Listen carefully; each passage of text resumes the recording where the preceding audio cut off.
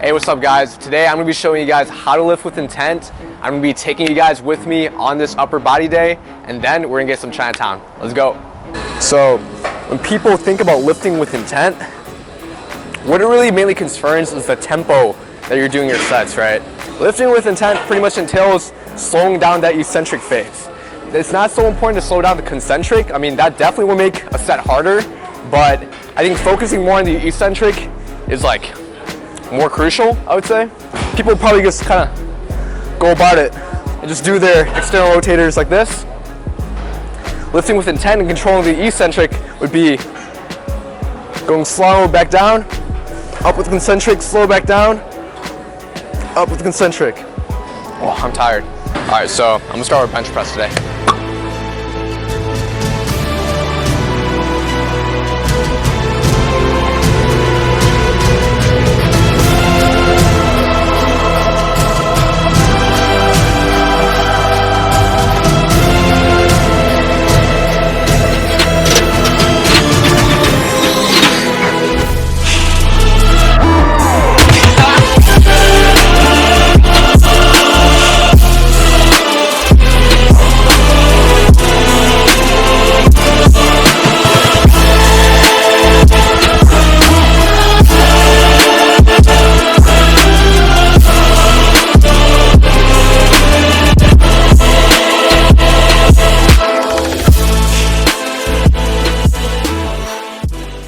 All right, so second set of bench press, and you might notice I'm like walking back and forth between two exercises. The reason I'm doing that is I'm actually incorporating antagonistic supersets in my upper body training today. I pretty much do some sort of antagonistic superset in like all my workouts.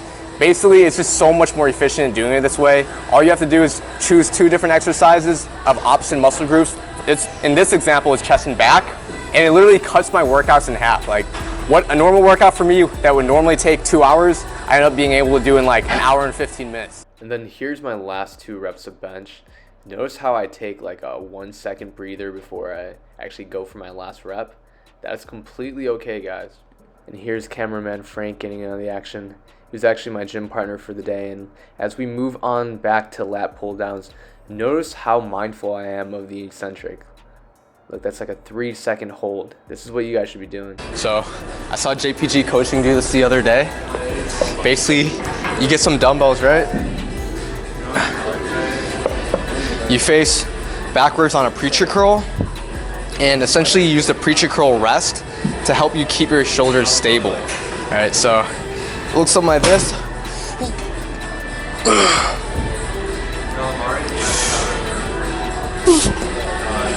2.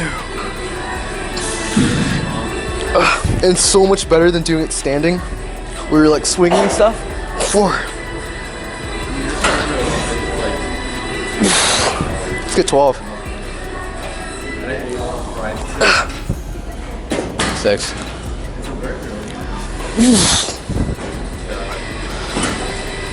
You might be like, oh, I'm not gonna swing.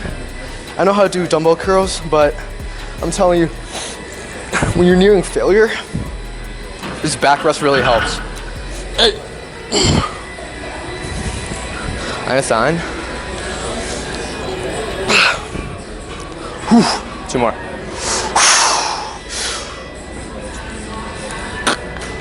One more.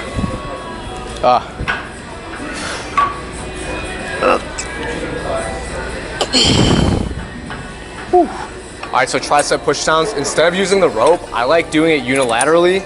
So I literally just grab the cable directly. We got 25s. I take a hook grip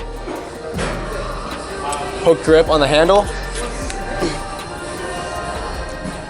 And the reason why I like doing tricep pushdowns unilaterally is really because most gyms have a pretty short rope that's available, and I feel bad for taking 2, right? So just by doing unilaterally, I'm able to get the full range of motion without like hogging any equipment. And honestly, quite frankly, like I find that my left tricep is always like pretty significantly stronger than my right, and doing it unilaterally obviously tries to correct that muscle imbalance. So there's also that. All right, now moving back to those seated dumbbell eccentric curls using the preacher curl rest as a back rest. So I upped the weight to 35s because 30s were feeling a little bit light. In general, you can go pretty heavy on these on this variant just because you have that backrest as a support and you're not going to be like swinging willy-nilly. And look, for both of these movements, look how slow I'm going on the eccentric. This is really what I mean by lifting with intent. You're slowing the concentric down, you're blasting off with that concentric, holding a peak contraction for maybe a second, and then slowing it back down to the eccentric again. So I'm gonna be doing high to low flies. Instead of doing it just like bent over like that, I like actually doing it kneeling. So it's like you're almost mimicking chest dips, right? So breathe down like here. It feels much more stable down here, right? Your hips play less of a role here and like cheating, so that's why I like doing it this way. It's almost like you're doing dips.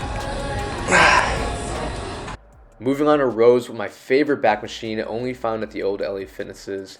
Now, if there is a muscle group where the eccentric phase is criminally neglected, I put my money that it is back, because with back, it's not like you can see your muscle when you're training it.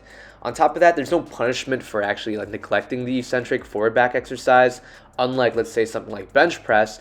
If you're not controlling the eccentric on bench press, well, you have a barbell just crashing down at your sternum. So with back exercises, I make the effort to be especially mindful of the eccentric. And I'm saying eccentric so much, but I hope you guys understand that lifting with intent pretty much entails you just controlling the eccentric, because you're probably doing the other stuff right.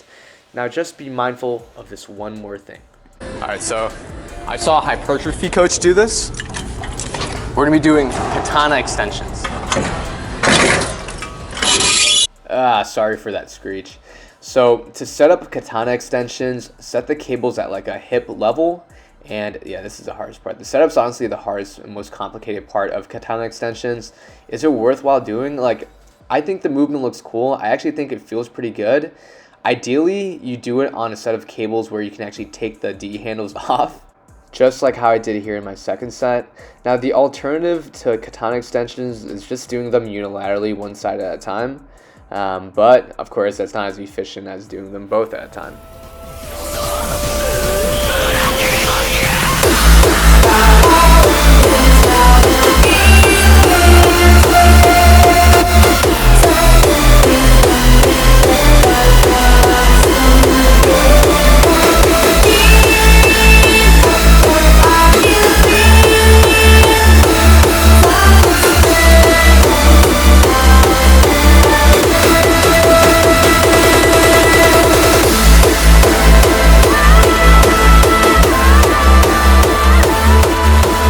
The upper body day. Now it's time to eat in Chinatown. All right, guys. So we decided to get boba first. Let's check my drink. Yeah, I don't know what to get. Frank, what you know what you want? I have no idea. I'm gonna do roasted oolong. Okay, I'm gonna do roasted oolong. Huh? You want to? You want? Okay. You guys, if you're trying to save a little bit on calories with boba, always adjust the sugar level. Don't leave it at 100. Less ice. If you want toppings, I don't know. Also, don't get tapioca. If anything, get like grass jelly or something like that. It's generally lower calorie. Fuck it, same. This is the first thing first thing me and Frankie are eating for the day. Oh, have my phone number. You know, I'm gonna leave a tip today. I'll pay. You don't gotta pay it. So tell me, baby. Oh, pretty good. All right, so I killed my milk tea. Tapioca, and I didn't want to finish it all. So, anyways, we're here at my favorite restaurant in Chinatown, Grand Palace. About to have a really good post-workout meal.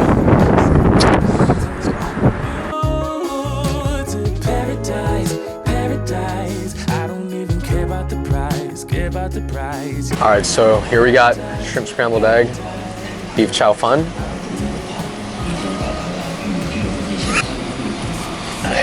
Oh gosh. I think it's hot.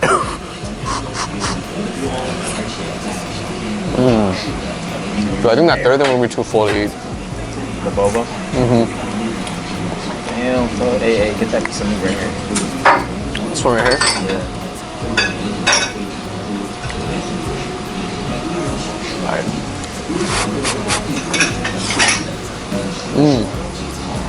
Well, dude, it smells smoky. Also got that vegetable with fish fillet. And yeah, overall pretty decent, high protein, high carb Cantonese meal. Alright, y'all, so I hope y'all enjoyed this video. Let me know if you guys want to see more fitness and food related videos. Don't forget to like, comment, subscribe, and I'll see y'all in the next one. Peace.